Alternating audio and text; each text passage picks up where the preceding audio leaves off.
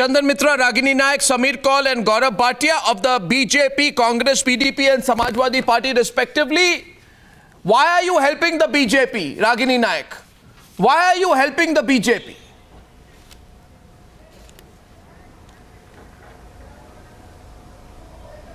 Why are we helping the BJP?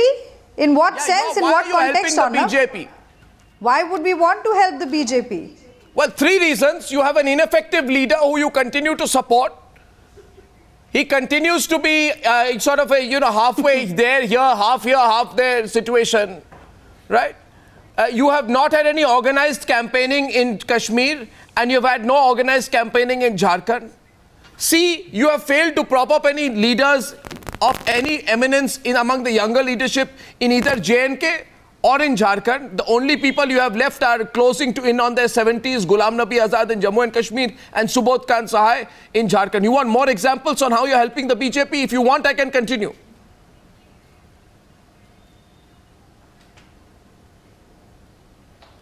Well, I'm really amazed at your obsession with the central leadership of the Congress party. Today is a day when we accept defeat, we concede defeat. And having said that, where is your central leadership today? That we are committed to our ideology. Where is your central leadership? We are committed. Where are what they? Are you saying? Where is Rahul Gandhi? Central leadership during the election campaign? You don't see them before the election. You don't see them after the election. You don't see them during the election. During the Lok Sabha elections, you raised a similar kind of question. No. During the Lok Sabha election, you asked a similar kind of question.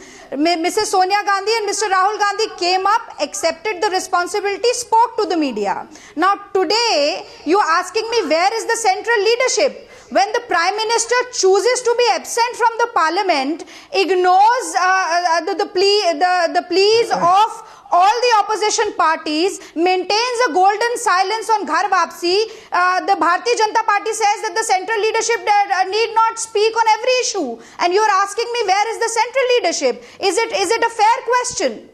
Are you trying to say that the central leadership of the Congress party has never come up and spoken to the media and conceded defeat? No, I totally agree. Today, yes, I'm saying exactly that. People with humility. They have never come before the media and conceded defeat in a true sense. We are also committed.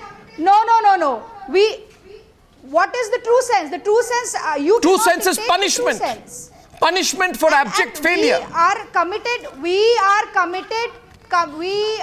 committed towards working hard and winning back the hearts of the people who have rejected us in Jharkhand. As far as Jammu and Kashmir is concerned, why are they rejecting you again and again and again? And rest of the polls were giving us single-digit numbers. We have improved on that tally. And I would like to ask the I thought you don't believe in polls. I thought you boycott opinion poll shows.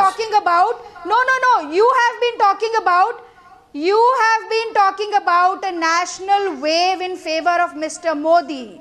You have been talking I am asking a question. I'm not talking about a wave. Election results are concerned. No, I'm not talking about it. I'm asking a question. You have to I've been asking a question. Narrative and read between the lines. You are asking a question. Yes, but I'm not supposed to answer the way you want me to answer. I have my own way. I have my own way of asserting the points which have to be. Is this a Modi wave, Chandan Mitra? Chandan Mitra, is this a Modi wave? Chandan Mitra, is this a Modi wave? Why don't you ask them? Is this a Modi wave? Modi wave seem to be on a downslide. Ms. Nayak, you had your say. Now let others also come in. It is very clear that Mr. Modi's energetic campaign and his own charismatic personality, plus the 6 months of good government, have yielded very good results for the BJP. Is a phenomenal result. In Jharkhand, you will have a single party government for the first time since the formation of the new state. And it's a BJP government with a clear majority. And in Jammu and Kashmir, we set a huge target. We came close to it, could not pass it. But I think in Jammu, there's a clean sweep as a result of the energetic campaign by Mr. Modi. And in the Valley, although we did not win a seat, I think we have put up candidates everywhere. BJP's message has gone home. The BJP flag is flying in various homes all over the Valley, which means that we are Is this just a Modi on the wave? verge of making a breakthrough in the Valley also. If this is a Modi wave, if this is a Modi wave, I want to add something. You did not allow me to finish my point. If this is a Modi wave, one second. The question is if this, first of all, we'll have to ask the question, is this a Modi wave? And then the second question is the Modi wave sustainable? Arnab, we have to streamline this debate. Arnab. I'm sorry, but can I please add next on you'll say we'll Please make the debate more aerodynamic. 1 second, please. We're not going to streamline it because you want it to streamline it. Please don't try and take away my editorial freedom. No. There is something very important that I want to say. In order to ascertain if there is a Modi wave and if the Modi wave is waning, we need to compare these results with the Lok Sabha results from where this phenomena emerged. And if you look at Jharkhand, in the previous Lok Sabha elections, BJP and AGSU were leading on 58 assembly constituencies. They have come down to 42. In Maharashtra, in the recent assembly elections, they came down by 20 assembly constituencies. In Jammu and Kashmir, they were unable to gain any more seat. This is why I am saying that the Modi wave is waning. I am not saying that the result is not good for the BJP. There's a different point that I am trying to make. In comparing with the Lok Sabha election, but the fact is the Congress is routed. Congress is over. No, you don't give consolation to me. We are debating a different point here. We know. There is no Congress government, there are ample examples which I have cited, which I can cite of Congress coming back with a bang. North of the Vindhyas, in 1999, we only had Congress government in 3 states. Within a span of 5 years, we came back in 11 states. So you don't surbanize me. Sameer Kaul, 1 second. One minute. Sameer Kaul, since you are about to formalize your relationship with the BJP, and congratulations for that, you are going to be health minister, I am told, in a BJP partnered government. So, Mr. Sameer Kaul, I will play out all your tapes and all your quarrels with the BJP on several occasions. You can keep them for your personal archives because you won't have the right to speak against the BJP for at least the next 6 years. So, Mr. Sameer Kaul, maybe you will acknowledge it's a Modi wave. Are you going to be health minister on the back of a Modi wave? Did you ever imagine, Mr. Kaul, that the day would come when you were about to be health minister because of a Modi wave, after all the many times and the many names you called Mr. Modi? Yes, Mr. Kaul. Dr. Kaul.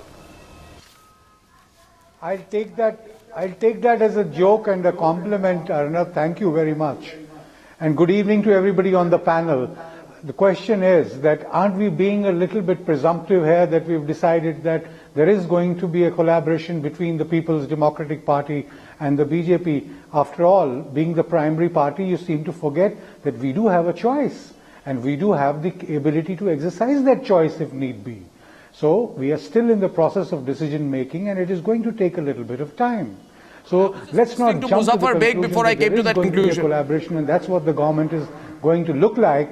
So we don't know at the moment. We really don't know. We have to look at lots of factors. Jammu Kashmir is a sensitive state. It's not so easily done on a national television or in a studio. And has there been a Modi wave? Has there been a Modi wave, Sameer Kaul? Come on. Far too serious. Has there been a Modi wave? Yes, the Jammu plains may have felt the wave, but the Pir Panchal mountains in the Banehals have probably blocked that wave from reaching the Kashmir Valley. So it's a limited wave, but you acknowledge there's been a Modi wave. Very interesting out there.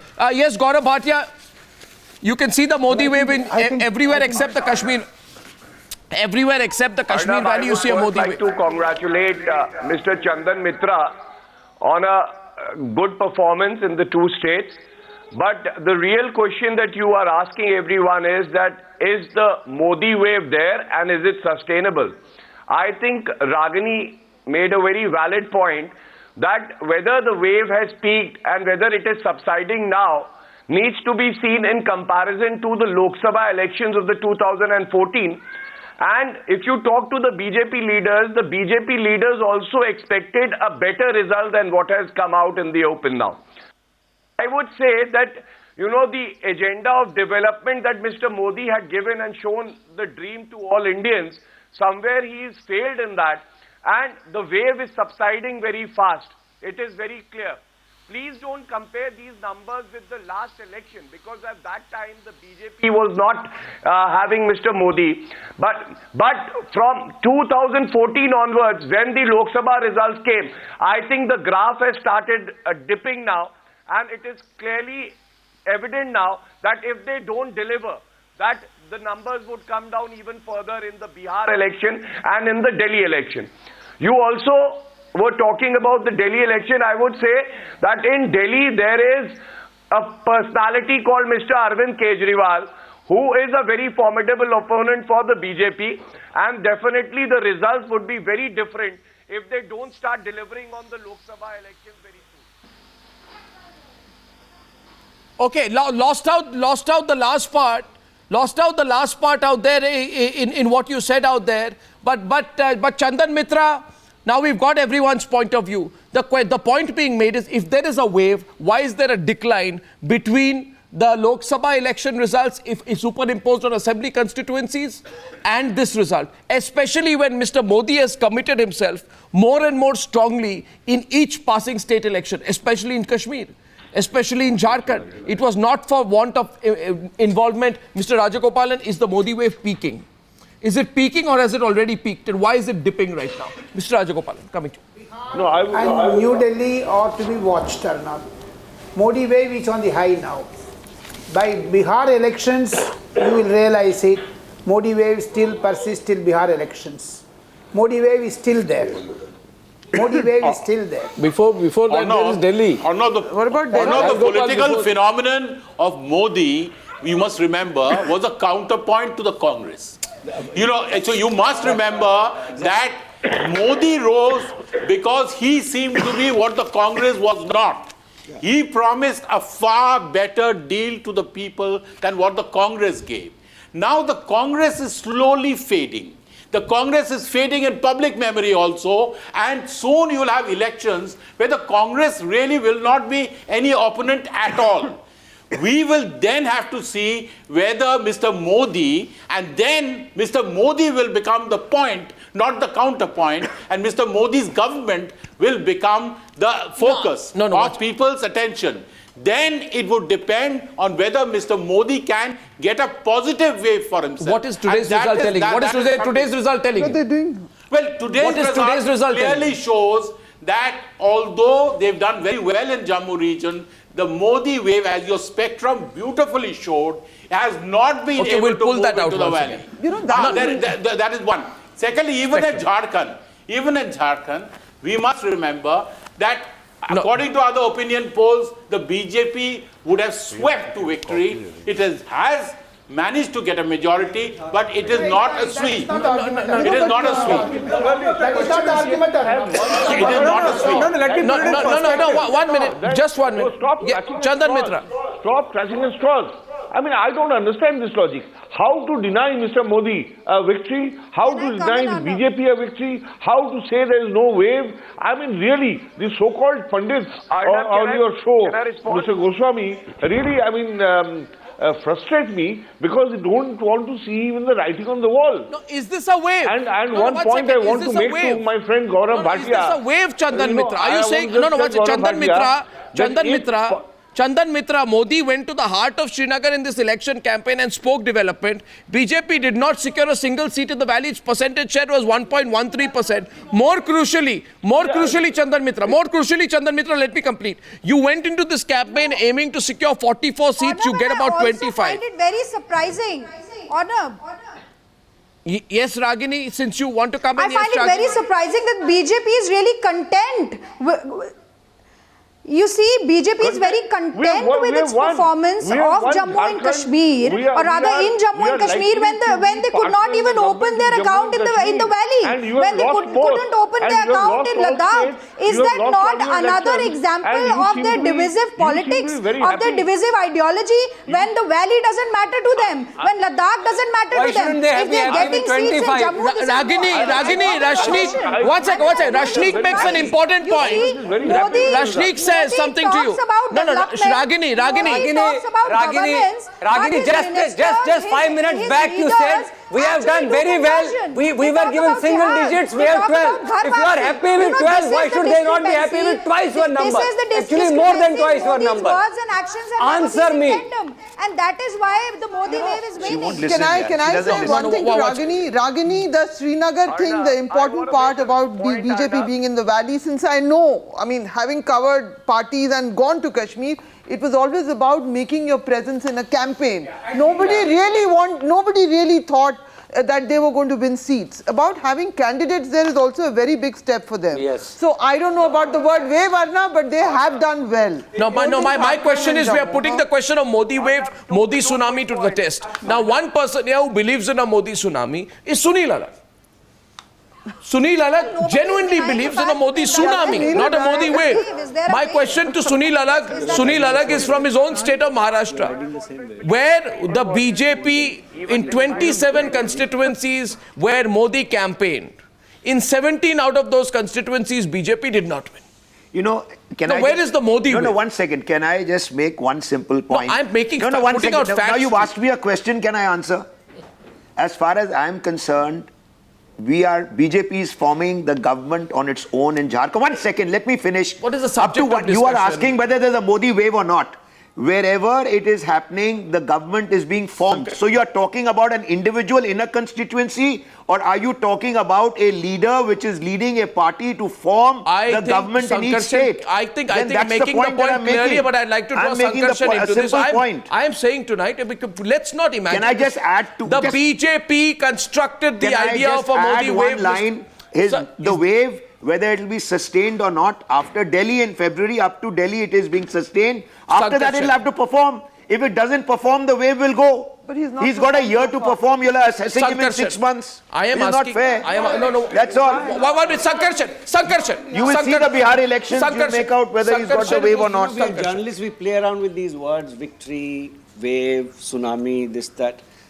The BJP has won. They've won Jharkhand. 1 minute, hold on. But not to the degree or the extent of victory is not what the BJP had expected.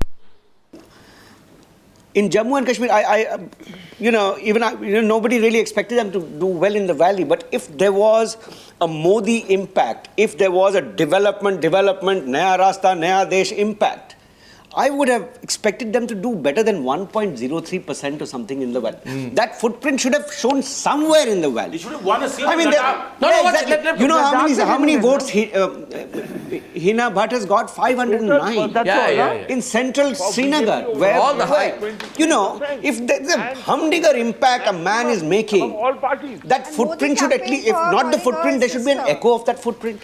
Specifically campaign. They won, yes. Sorry, you can talk to Arnab and Sankarshan, there are elections after this that are going to come, and there can be an improvement in those elections. Look at the footprint. We're talking about the footprint. The BJP was not present in the south. The BJP was nowhere present in this part. They've got Haryana. We're talking about Jammu and Kashmir. They've got Jammu. Which they never had. In such a big way. See where they've come in Bengal. They've got Jharkhand, a state Look at where they've come in Bengal. 14 years. Please differentiate between a victory and a wave. Let me complete. In 14 years, Jharkhand never had a stable government. It was always one hodgepodge with the other, one coalition going in, another coming in. They've got a full majority. Strike rates. Talk of strike rates. You know, that's what you talk in cricket terminology. The strike rate of the BJP at this moment is better than any other political party. So if that's the strike rate in cricket terminology, that's called a good batsman. And yet they have gone for the moment, the batsman if you take Modi out of the equation, for the moment, the batsman is in form. He will get out of form. When will he get out of form is something we'll have to wait and watch. May I one at a time? Sankarshan. Navika, using your phrase, yet they have gone down on their Lok Sabha strike rate from only a few months ago. Both. So in which case, that's the point. That's the point Gaurav Bhatia also made. So should we now start extrapolating the performance of the Samajwadi Party in the Lok Sabha elections and extrapolate it to the Delhi elections? Of course, why not? And talk about 2017? Journalist, I would. Yes, I would. But it's Gaurav Bhatia's job to spin doctor his party. It's not mine. Mine is to explain away that Lok Sabha election issues are central issues. You're voting for a prime minister. In state elections, you're voting for local issues, for local leaders. The same journalists explain Arnab, that.